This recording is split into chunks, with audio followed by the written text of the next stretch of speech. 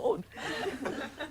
Now, another thing that about me that people find quite hard to believe, and that is, I used to be a Mormon. Yes. I was actually born into it, which is quite rare in this country, I think. I didn't leave till I was about 19. So I was a Mormon for 19 years. And I'd just like to say that word again, Mormon, with 2 M's. Not, as was written in a review last year, an ex-moron. Although actually, my whole family were morons. Every Sunday we'd go to the moron church. When we could find it. As we just walked into circles, bumping into each other. Yes, an ex-Mormon, and for 19 years, and I taught Sunday school. Oh, no. Scary thought, there's a few worried parents out there. I sang in the choir. I had plaits down to my waist. And people never believe me. People think I make this up, so I brought them along. This is my real hair. Chopped off my head when I was 19. I should now like to do a brief Mormon impersonation.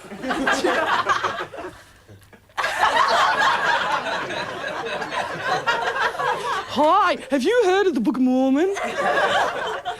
And just think, if life had turned out slightly different, this could have been knocking on your door.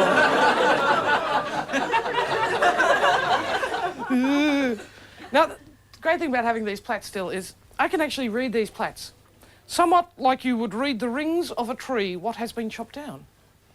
See, because this hair that came out of my head when I was about 12.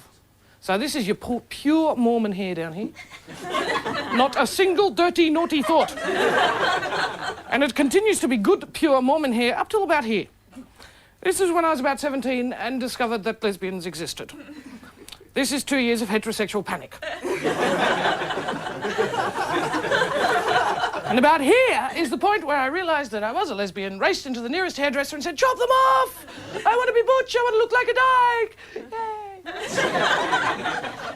From Mormon to dyke with just 2 snips of the scissors. Well, actually, it wasn't quite as simple as that, I must confess.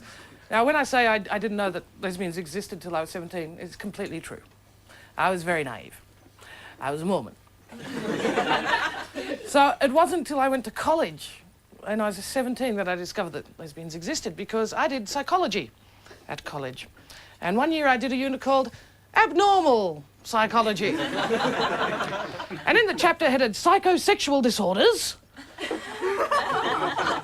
in between coprophilia and sadomasochism was this word lesbian and a picture of 2 chicks kissing, right? And I freaked out because the penny dropped, you know, it finally sinked in. Oh my goodness, I think I'm one of them.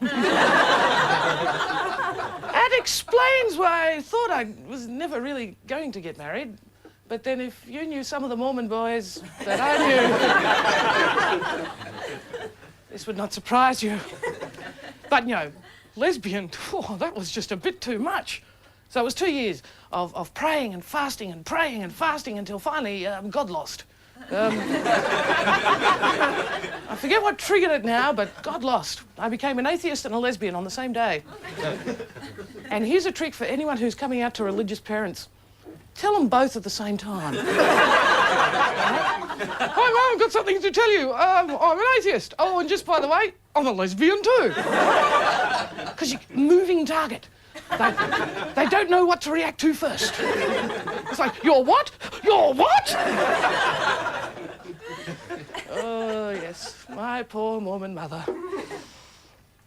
Poor old Mormons in general, in fact, because, you know, I've given them a bit of grief over the years, doing my comedy, and they don't quite like it. So I thought I'd let them off a little easy this time round and just tell you the single most scary thing about the Mormon Church. This is, as I recollect it, this is purely my recollection. I'm not stating this as a matter of fact, just in case you're out there, Mr. Mormon lawyer. Hello. Allegedly. That's the word I think you should always use in these cases. Right. As I remember it, single most scary thing. Now, if Mormon boys are very good and they managed to make it to top Mormon heaven, because they've got 3, because they're Americans.